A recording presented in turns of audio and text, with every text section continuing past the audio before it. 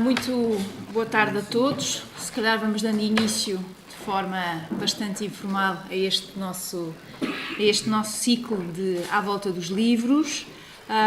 Hoje temos connosco a sorte imensa de ter o José Manuel Fernandes, que aceitou o nosso convite para nos vir apresentar e refletir criticamente sobre esta biografia do Paul Preston, sobre uma figura incontornável da vida política espanhola e mesmo europeia.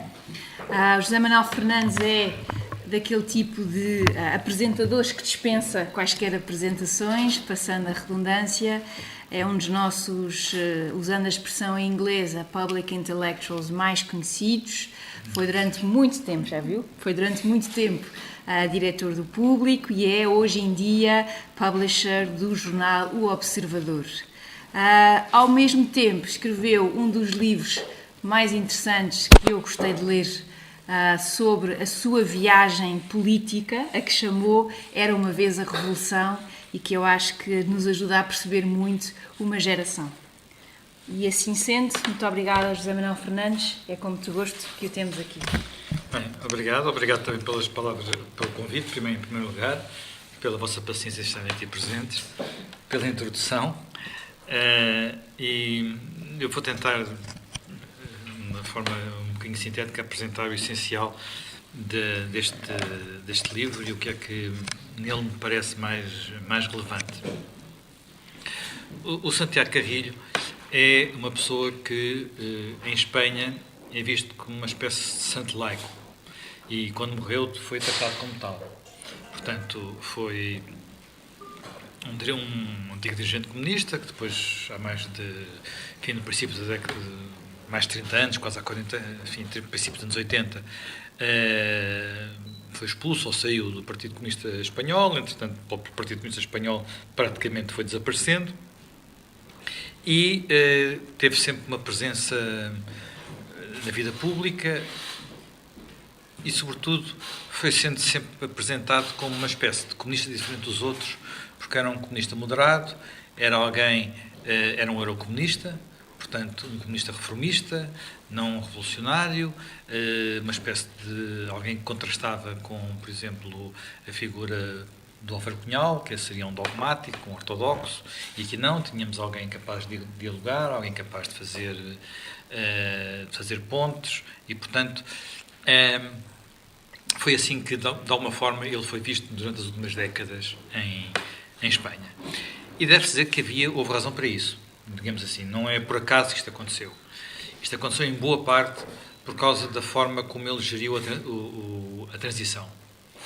A Espanha é um país que viveu um processo de transição que nós aqui em Portugal tendemos muitas vezes a achar que foi mais simples que o nosso, porque não teve revolução, portanto não teve um PREC, não teve essas coisas, mas foi um processo de transição extraordinariamente delicado, porque no fundo tratava-se de fechar um período muito traumático que se tinha iniciado com uma guerra civil violentíssima 40 anos antes e cujas memórias estava muitíssimo presente. Portanto, como é que se fecham? Nós fizemos uma transição, mas fizemos uma transição de uma ditadura branda para um regime democrático com uma revolução, mas que tinha a complicação de uma guerra, como todos sabemos. Mas se não vermos isso, portanto, a Espanha tinha um conjunto de características, e tem ainda hoje um conjunto de características, que tornavam particularmente difícil a sua transição. Por um lado, tensões nacionalistas, por outro lado, a memória dessa tal guerra civil, e também algo que talvez em Espanha seja ainda mais acentuado que em Portugal, que é aquilo que muitas vezes se chama as duas Espanhas. A Espanha negra e a Espanha vermelha, se quiserem, portanto, em que, desde o século XIX, dos carlistas contra os liberais e por aí adiante, se manteve sempre.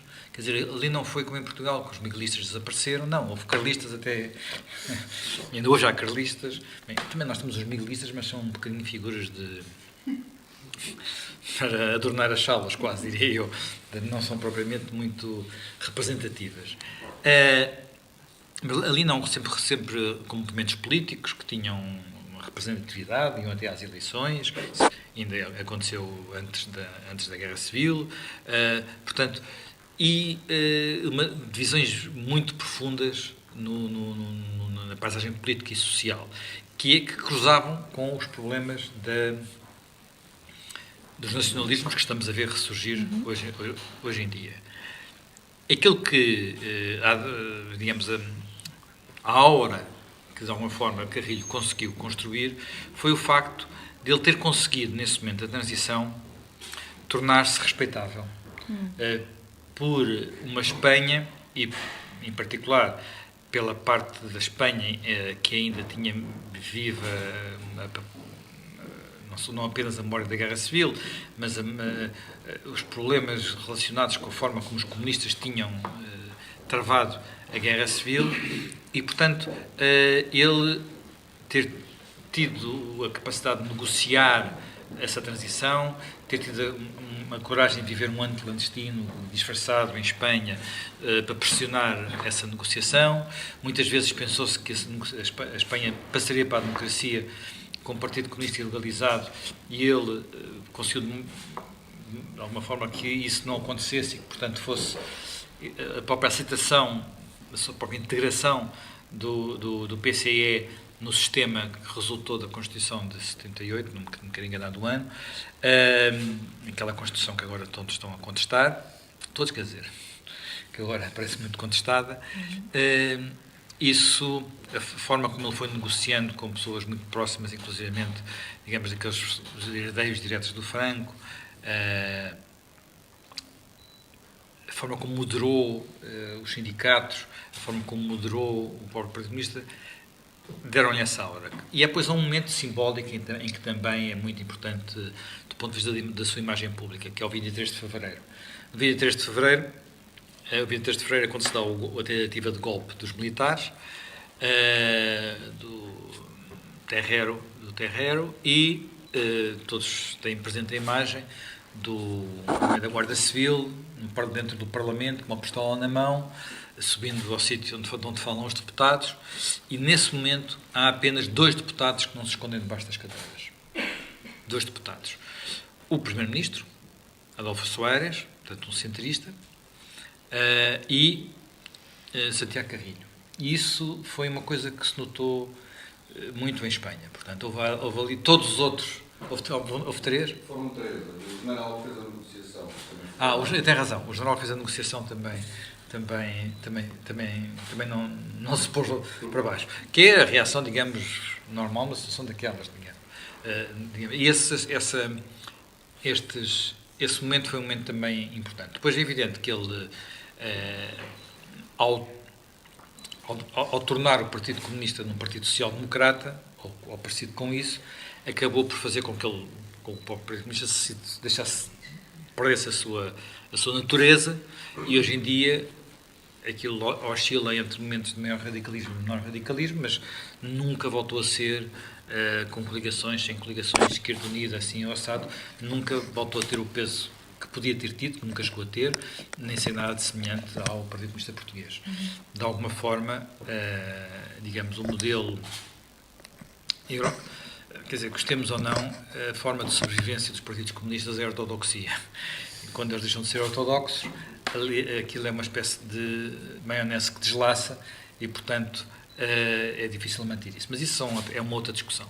Portanto, tudo isto fazia com que a imagem do Santiago Carrilho fosse uma imagem bastante adocicada, um homem moderado, um homem que ajudou a construir a democracia, um homem corajoso, um homem que ajudou a enterrar o passado e que não veio, ao contrário, por exemplo, dos que vêm agora com a memória histórica, não veio a reivindicar essas coisas. Portanto, e o rei a tratá-lo bem, toda a gente presente no seu funeral, tudo isso foi um momento nacional, uma espécie de herói nacional. Ora bem, o que este livro nos traz é uma história, é o retrato completo do Santiago Carrilho. E, portanto, mais do que isso, mostra-nos alguém que, independentemente de, no final, ter defendido políticas, digamos, eurocomunistas e moderadas, nunca deixou, mesmo já nos anos 80, até ao fim, de dirigir, primeiro de se comportar dentro do PCE e depois de dirigir o PCE utilizando os métodos típicos e clássicos do stalinismo. E desse ponto de vista a história de Santiago Carrilho é muito interessante. Ele tem uma história de facto verdadeiramente interessante. Primeiro, pelas suas origens familiares. Santiago Carrilho, ao contrário de Dom Salvador Cunhal, que era filho de um advogado e da classe média, não. Santiago Carrilho era filho de um mineiro das Astúrias, dirigente sindical e líder da UGT, portanto, a União Geral de Trabalhadores, portanto, que tinha inclusivamente deixado as Astúrias e ir para Madrid, fez era um autodidata, alguém que cresceu e que se tornou uma figura importante na estrutura do Partido Socialista Operário Espanhol, e ele próprio começou a sua carreira política como líder, depois chegaria a líder, mas digamos, a militar nas juventudes do Partido Socialista Operário Espanhol, que ao contrário do nosso, que é um fenómeno recente, o PSOE tem as suas raízes até ao século XIX, e, portanto, sem nenhuma interrupção. O pai era mesmo nessa época o PSOE era um partido que tinha pouco, digamos, do social-democrata no sentido que lhe damos hoje, não é? O grande amigo do pai, o Largo Caballero, era visto, tinha como nome o Lenin espanhol.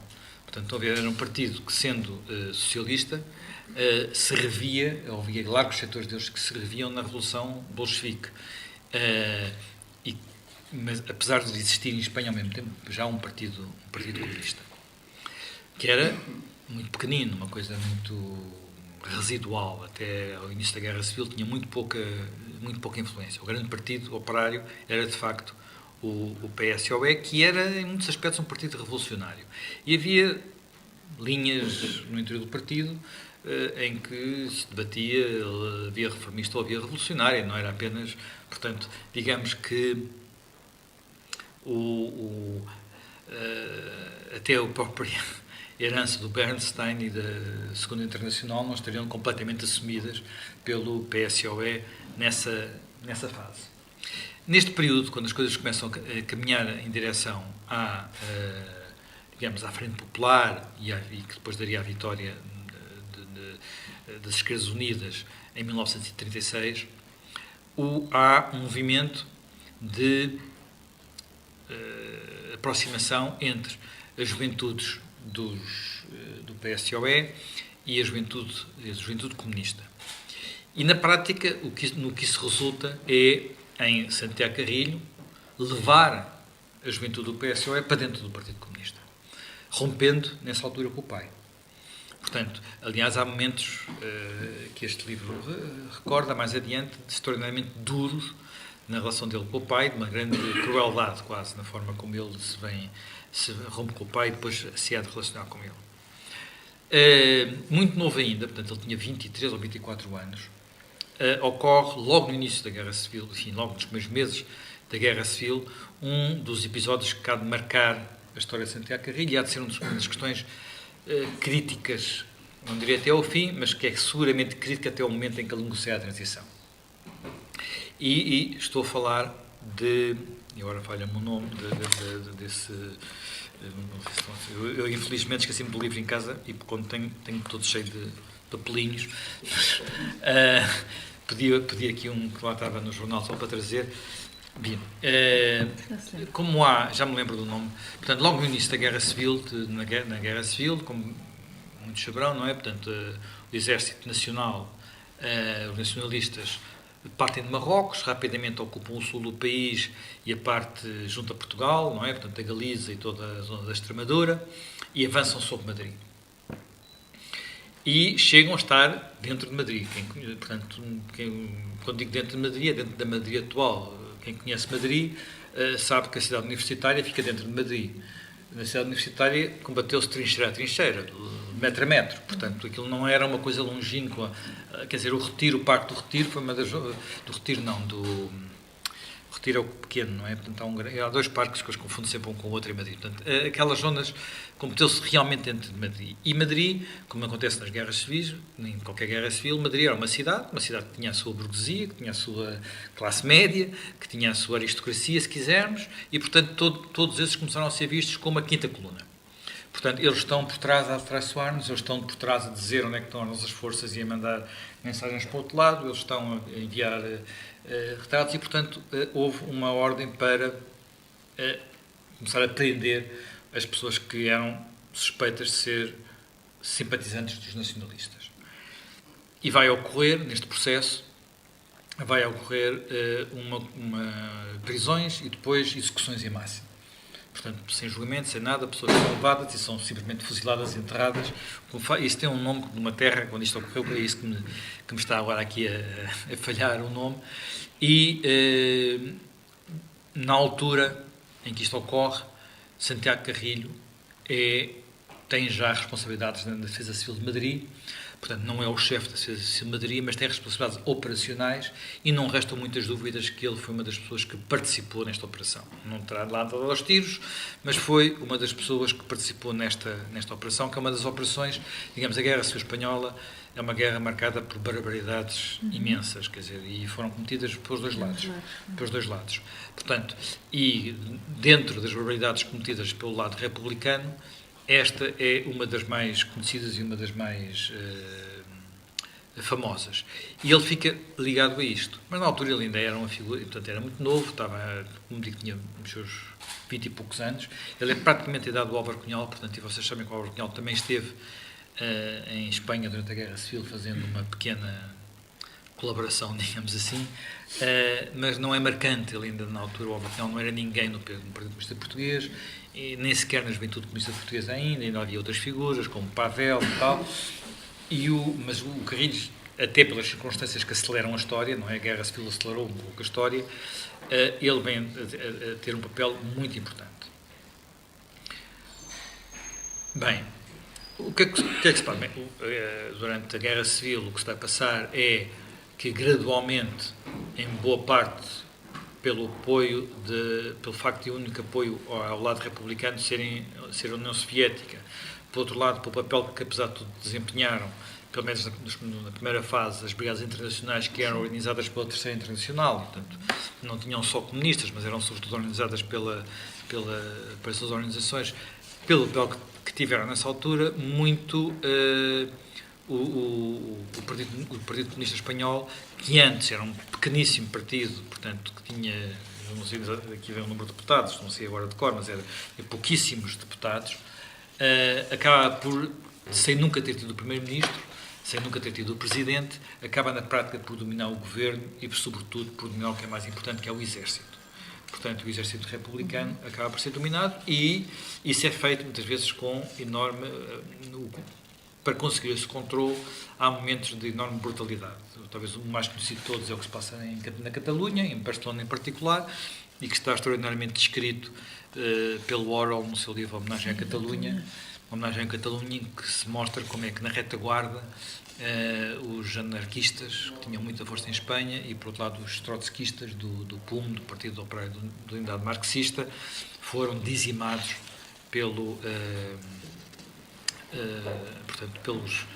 no fundo, pelos stalinistas, porque na altura já havia comando direto de agentes do KGB, portanto, operacionais russos no terreno.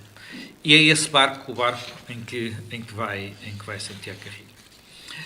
O que se passa a seguir é que, apesar de tudo, ele não é a figura, digamos, ele era ainda demasiado novo para ser o líder numa altura dessas, e, portanto, as figuras que saem do final da guerra e que vão para o exílio têm outros nomes mais conhecidos. O mais conhecido de todos é a Passionária, que não é a Dolores Ibarruri, que não é logo a secretária-geral. Havia um outro secretário-geral que, entretanto, morre. Havia outras figuras também importantes, como o general Lister, que era uma figura histórica da guerra. Portanto, tem uma série de figuras muito relevantes no topo do partido. E o partido vai dividir-se por várias, enfim, uma parte vão para os países de leste, há uma parte que fica em Paris, no fundo, a controlar no interior, e uma parte para a América Latina fica relativamente longe do controle digamos, da operação no interior. E Santiago Carrilho vai ter bastante importância na ligação com os militantes que ficam no interior e os dirigentes que ficam no interior. E aqui é uma das partes que é mais interessante e que está melhor explorada neste livro, que é a forma como ele, por um lado, falha quase todas as suas apostas. Portanto, há uma quantidade, os seus relatórios são delirantes, ele vê sempre o regime quase a cair, a insurreição quase a acontecer, a greve geral quase geral, vê sempre essas coisas todas, chega, digamos, a impulsionar uma tentativa de infiltração do exército por um Val d'Aran, portanto, em Espanha manteve-se uma guerrilha comunista durante muitos anos a seguir à guerra ainda, portanto, para reforçar essa guerrilha, aquilo é uma chacina absoluta, porque estava tudo mal preparado, não havia condições, naturalmente o regime não estava a cair, pelo contrário, portanto, tudo isso acontece e ele sistematicamente vai culpando outros naquela atividade tipicamente do aparato chique, que demanda uns relatórios para um lado e outros relatórios para o outro, comunicando umas coisas para Moscovo e comunicando outras para o terreno, e ao mesmo tempo que faz isto, falo de uma forma, e aqui é o lado que talvez em que este livro é mais cru, falo sem nenhuma piedade, e portanto, quando de repente há pessoas que começam a emergir e podem ser, contestam a sua linha, ele chega ao ponto, em alguns casos, de os mandar matar, noutros de os entregar à polícia espanhola, à polícia do Franco, que é a mesma coisa que os manda matar, porque depois a seguir eram mortos. A seguir eram mortos. Portanto, e isto que nós sabemos que acontecia era normal, era corriqueiro nos países soviéticos, nos países do Bloco Soviético, não é assim tão comum em países que, pelos dois efeitos, estão ocupados pelo inimigo e, portanto, em que mandar matar adversários políticos não era assim tão habitual. Mas isso acontece e o Paul Preston documenta vários casos em que isso aconteceu na imediata sequência da guerra e um pouco mais adiante no processo que vai até aos anos 60. Felizmente que tudo isto ficou relativamente mais documentado do que na história de outros partidos comunistas.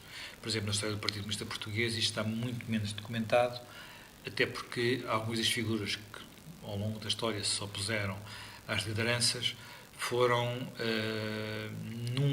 quase nunca quiseram assumi-lo, nunca escreveram memórias, nunca tiveram reais rupturas no sentido de se afastar ideologicamente e, portanto, em vários momentos de, por exemplo, reestruturação e saneamento no nosso Partido Comunista Português, em que também há suspeitas mais do que fundamentadas de que há dirigentes que são entregues à polícia. O caso talvez mais conhecido é o caso do Júlio Fogaça, que era a principal dirigente antes do período em que o Cunhal está preso e que poucos meses depois do Cunhal sair da prisão ele é derrotado em termos, enfim, de uma espécie de verdadeiro golpe antistatutário dirigido pelo Cunhal e passado uns tempos é preso em condições extraordinariamente estranhas na Nazaré, no encontro homossexual, portanto é a ideia que é praticamente entregue à polícia, mas que, no entanto, nunca o assume, portanto o Júlio Fogaça nunca acaba sempre por digamos, emocionalmente estar ligado ao PCP, portanto nunca... Aqui neste caso há algumas figuras, talvez o mais conhecido de todos é o Jorge Samprum, que era um dos principais dirigentes do interior no princípio, final dos anos 50, princípio dos anos 60, e que, digamos, era quem, enfim, até por suas origens familiares, tinha facilidade em entrar e sair de Espanha, era uma das pessoas que assegurava a ligação direta com Santiago Carrilho e que, portanto, quando escreve as suas memórias, a autobiografia de Federico Sánchez, que é um livro fundamental para conhecer este tipo de metodologias, ele evoluiu para posições próximas, enfim, penso que inclusive ele depois acaba por ter na sociedade francesa, ser deportado pelo PS francês já nos anos 80 ou anos 90. O Jorge Samprum conta o que se passou, conta como é que estas coisas se passaram e como é que, a pouco e pouco, o Santiago Carrilho, tinha, sob muitos dos seus rivais, uma vantagem indiscutível, é que ele era muitíssimo mais trabalhador, ele tinha uma capacidade de trabalho brutal, sacrifica várias famílias e várias mulheres a essa capacidade de trabalho, e não só, enfim, mas essas coisas nestes meios também não são grandes novidades, e há aqui também, novamente, momentos de muita frieza, muita crueldade, e sempre que há rupturas, há tentativas de... Quer dizer, não direi mesmo de assassinato moral ou mesmo assassinato físico, mas de tratar as pessoas extraordinariamente mal. Há um caso juntamente com Samporum, há um outro dirigente que sai na mesma altura, que vivia em Paris, portanto tinha uma casa do partido, os documentos estavam na mão do partido, e ele de repente fica sem nada. Com a família sem nada, rigorosamente. Quer dizer, fica sem casa, sem documentos, sem nada. Portanto, fica de repente um pária com a sua família, porque ele não existia. Não é? Portanto, os seus documentos não existia, não tinha dinheiro, não é? Porque nos partidos não se dá dinheiro a não ser para o próprio mês, e vai lá pessoas a dizer: a casa é do partido, faz favor de sair. Portanto, ele ainda pede uns dias. Quer dizer, tudo isto era feito com uma grande verdade. Isto já se passa nos anos 60, numa altura em que Santiago Carrilho já tinha embarcado, por assim dizer, na chamada, digamos, no anti-stalinismo do 20º Congresso, e do ponto de vista da tática política, tinha evoluído para uma tática política mais frentista e, portanto, mais próxima daquilo que depois o levaria ao eurocomunismo. Aliás, é curioso que uma das guerras do Cunhal, quando sai da prisão em 1960, é separar o Partido Comunista Português do Partido Comunista Espanhol, que tinha muito mais influência, mais peso, muito mais gente em Moscovo, muito mais acesso aos canais de poder do poder no Partido Comunista da União Soviética, do Partido Comunista Espanhol, que ele achava reformista, que ele achava que defendia a transição pacífica e por aí adiante, e, portanto, ele defende uma outra linha, e durante uns tempos tem até alguma dificuldade em conseguir equilibrar isto, porque verdadeiramente, enquanto o Khrushchev, não há o golpe contra o Khrushchev, a linha dominante em Moscou era uma linha que ia mais no sentido daquilo que depois foi a evolução de partidos como o partido do Carrilho, como o partido depois do italiano, primeiro com o Togliatti e depois com o Berlinguer. Portanto, aquilo que é interessante neste livro, e desse ponto de vista é muito revelador, mais do que perceber a evolução das posições políticas, porque essas são relativamente conhecidas, é perceber como é que estes partidos funcionam por dentro, quais são os métodos que utilizam, como é que isto se passava de uma forma que não é apenas afastar alguém, zangar-se e depois deixar de ligar, muitíssimo mais dura e muito mais radical, e ao mesmo tempo verificar que, apesar disso tudo, é possível ser um herói nacional, como o Santiago Carrilho acabou por ser, por causa do que ele fez no final da sua vida. Sendo que, mesmo já depois de fazer isto, ele dentro do Partido Comunista Espanhol, e acaba por ser assim que ele próprio morre, depois ele próprio acaba por ser vítima de um saneamento e por ficar sem partido. Ele depois passa grande parte dos anos finais da sua vida, os últimos 20 anos, a escrever autobiografias e a dar entrevistas, procurando reescrever a sua história, contrariando um pouco tudo aquilo que eram as memórias e os testemunhos, aqueles que foram passando por ele, e em particular procurando distanciar-se e dizer que não teve nada a ver com o tal famoso massacre, cujo nome não me consigo lembrar, mas já meio de lembrar. Pronto, assim, eu acho que já falei mais do que devia. Muito bem, Disseram obrigada. 20 minutos, eu acho que foram um bocadinho mais longo. Ótimo, obrigada.